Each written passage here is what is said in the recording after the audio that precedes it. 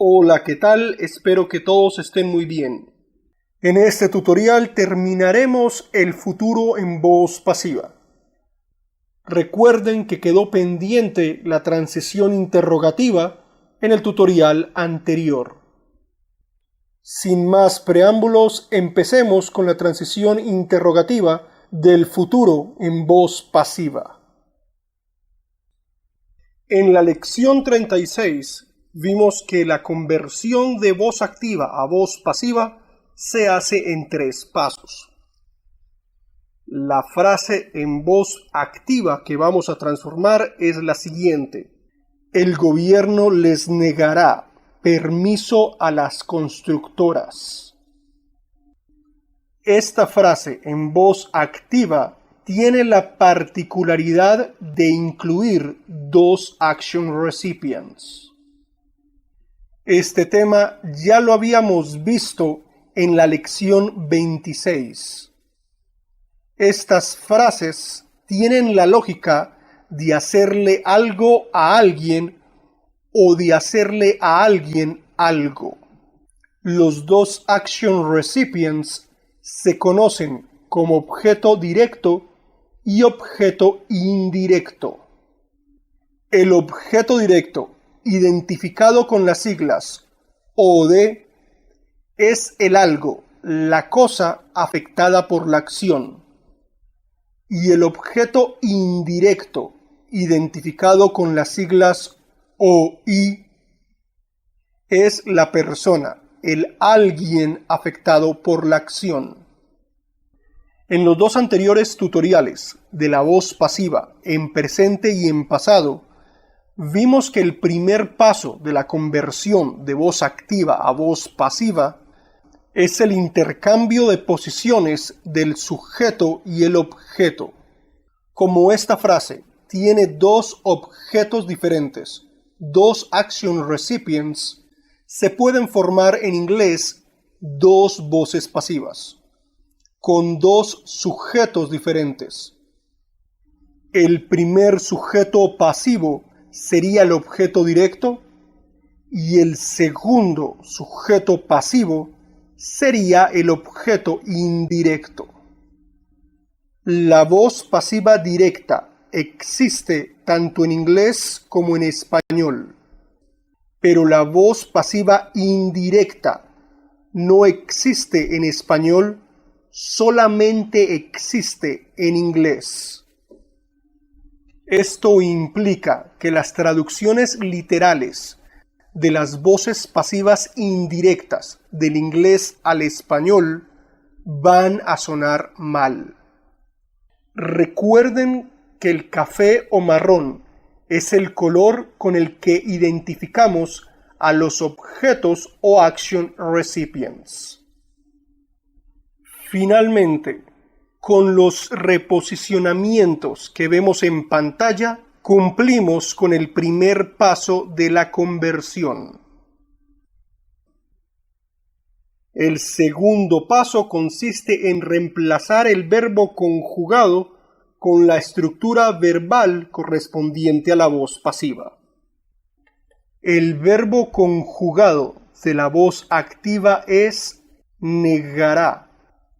Para la voz activa directa, lo reemplazaremos con la conjugación en futuro del verbo ser, será, y el participio negado. En segundo lugar, para la voz activa indirecta, lo reemplazaremos con la conjugación en futuro del verbo ser, serán, y el participio negadas. Y para el tercer y último paso tenemos 2 opciones. O bien podemos colocar la preposición por antes del sujeto, o podemos eliminar el sujeto si este es genérico. Recordemos que la voz pasiva nos permite enfocarnos más en lo que sucede y menos en el sujeto que ejecuta la acción. Concretamente, en estas frases en tiempo futuro, podemos quitarle importancia al sujeto, eliminándolo de la frase, y enfocarnos así en los eventos que sucederán. No se les olvide que en español también podemos expresar la voz pasiva con el pronombre se. Se negará permiso a las constructoras. Ya teniendo listo el ordenamiento básico de la voz pasiva, pasemos a traducir una versión más compleja y con más palabras basada en este ordenamiento. Ya pueden ver en pantalla la típica estructura interrogativa que hemos usado como guía. El primer detalle que hay que tener en cuenta es que el sujeto se encuentra escrito con café, porque originalmente era el action recipient u objeto en la voz activa. Y en la frase original en español que vamos a traducir, también hay dos palabras escritas con café. Esas palabras escritas en café son los dos sustantivos principales de dos action recipients diferentes. El primer action recipient lo identificaremos con la sigla OD, porque corresponde al objeto directo, a la cosa o a las cosas afectadas por la acción. Y el segundo action recipient corresponde al segundo renglón de la frase original en español, y es el alguien, la persona o las personas afectadas por la acción. En inglés, la existencia de estos dos objetos permite construir dos diferentes voces pasivas, cada una con sujetos pasivos diferentes. Ahora bien, según la estructura interrogativa guía, ninguna de estas dos versiones va a empezar con el sujeto. De hecho, el sujeto es el tercer elemento a traducir. La pregunta en inglés podría empezar o con cláusula interrogativa o con auxiliar. Y eso lo definimos teniendo claro el tipo de pregunta que estamos traduciendo. Este caso no es una pregunta abierta que se contesta con información. Es una pregunta cerrada que se contesta simplemente con sí o no. Por lo tanto, queda descartada la cláusula interrogativa y el primer elemento a traducir sería el auxiliar. Y como esta es una pregunta negativa, usaremos el auxiliar negado de futuro, won't.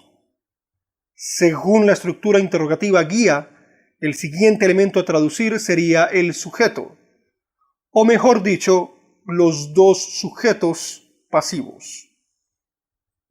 Traduzcamos entonces el primer sujeto pasivo. El sustantivo principal es la palabra permiso. Las otras palabras nos permiten saber de qué tipo de permiso estamos hablando. Por lo tanto, tienen función de adjetivo y en inglés se escribirían antes del sustantivo principal. Y el equivalente en inglés a este primer sujeto pasivo se pronunciaría Unlimited Build Permit. Y ahora traduzcamos el segundo sujeto pasivo. El sustantivo principal es la palabra constructora. Las otras palabras nos permiten saber de qué tipo de constructora estamos hablando. Por lo tanto, tienen función de adjetivo y en inglés se escribirían antes del sustantivo principal. Y esta sería la pronunciación de este segundo sujeto pasivo. Foreign Building Companies. Después de traducir el sujeto, vendría el verbo conjugado. Y para identificarlo, comparemos diferentes tiempos de la estructura de la voz pasiva. Ya sabemos que una de las opciones para la voz pasiva es el verbo ser acompañado de un participio. Veamos el presente, pasado y futuro de este tipo de combinaciones. En primer lugar, con el sujeto pasivo directo.